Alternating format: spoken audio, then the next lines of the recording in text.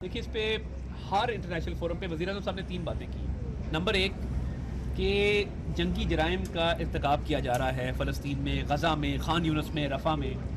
दूसरा, निहत्ते फ़लस्तीनियों की नस्ल कशी की जा रही है। तीसरा कि दुनिया को इसका नोटिस लेना चाहिए और जो ज़िम्मेदार है इजराइल उसको कटहरे में लाना चाहिए। ये तमाम बातें वज़ीर-ए-आज़म करते रहे हैं।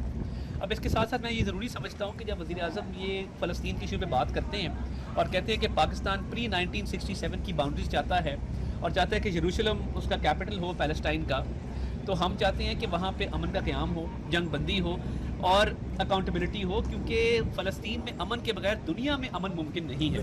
पाकिस्तान 2-3 चीज़ें इस पर प्रैक्टिकली कर चुका है। पाकिस्तान ने C-130 जहाज़ भिजवाए हैं, पाकिस्तान ने इमदादी सामान भिजवाया है जो कि बहरी जहाज़ों के ज़रिए भी किया है, C-130 के ज़रिए भी किया है। हमने ये ऑफ़र किया है कि वहाँ के जो मेडिकल स्टूडेंट जिनकी पढ़ाई नामुकम्मल रह गई है, पाकिस्तान के मेडिकल कॉलेजेस में उनको दाखिला दिया जाएगा और उनको तालीम दी जाएगी ताकि फ़लस्तीन में जो डॉक्टर्स हैं उसकी किल्लत ना हो। तो ये तमाम चीज़ें हम करने जा भी रहे हैं, कर भी रहे हैं और फ़लस्तीन का इशू हमारे नज़दीक बहुत इंपॉर्टेंट है। कश्मीर के इशू पर बात होगी। पाकिस्तान का बहुत बड़ा इशू क्लाइमेट चेंज है कि पूरी दुनिया की कार्बन एमिशंस का सिर्फ 2% पाकिस्तान से जाता है और जब क्लाइमेट चेंज के नुकसानात को भुगतने की बारी आती है तो हम ज़्यादा भुगतते हैं। तो क्लाइमेट चेंज के ऊपर बात होगी कि कार्बन एमिशन तो हम करते नहीं हैं, मगर जब फ्लड्स आते हैं, क्लाइमेट चेंज के नुकसानात होते हैं, उसको हमें भुगतना पड़ता है। और सेक्रेटरी जनरल UN ने भी आके पाकिस्तान में फ्लड्स की सूरत हाल देखी, उनको प्रॉपर्ली ब्रीफ किया गया उसके ऊपर। तो जहाँ पे फ़लस्तीन की, कश्मीर की बात है, वहाँ क्लाइमेट चेंज की बात है। पाकिस्तान ने दहशतगर्दी के हाथों बड़े नुकसानात उठाए हैं, अभी भी हम भुगत रहे हैं, वो एक बहुत बड़ा इशू है। और मैं समझता हूँ कि पाकिस्तान की फ़ॉरेन पॉलिसी की कामयाबी ये है कि 2018 के बाद पाकिस्तान की फ़ॉरेन पॉलिसी आइसोलेशन का शिकार हुई थी।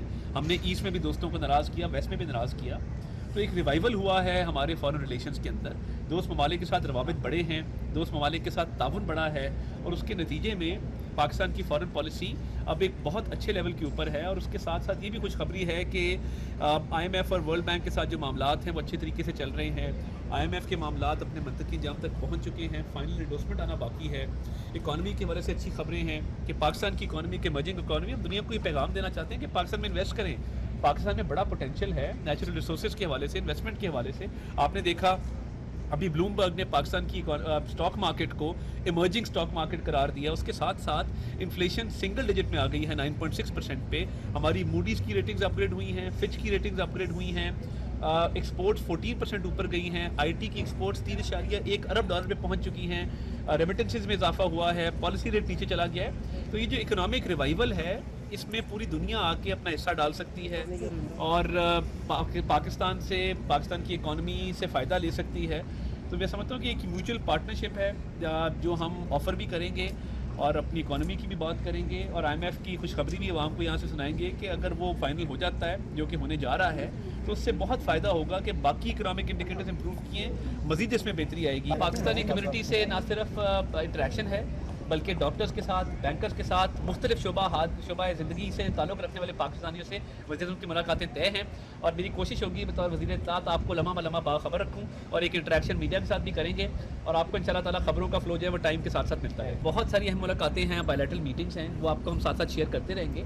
आइसोलेशन के शिकार मैं क्यों कहता हूँ, एक तरफ आपने CPEC बंद कर दिया, इन्वेस्टमेंट CPEC की स्लो डाउन कर दी, दूसरी तरफ अमरीकी साजिश का इल्ज़ाम लगा दिया, आपने ईस्ट भी नाराज़ किया, वेस्ट भी नाराज़ किया, मिडल ईस्ट के दोस्तों को भी नाराज़ किया।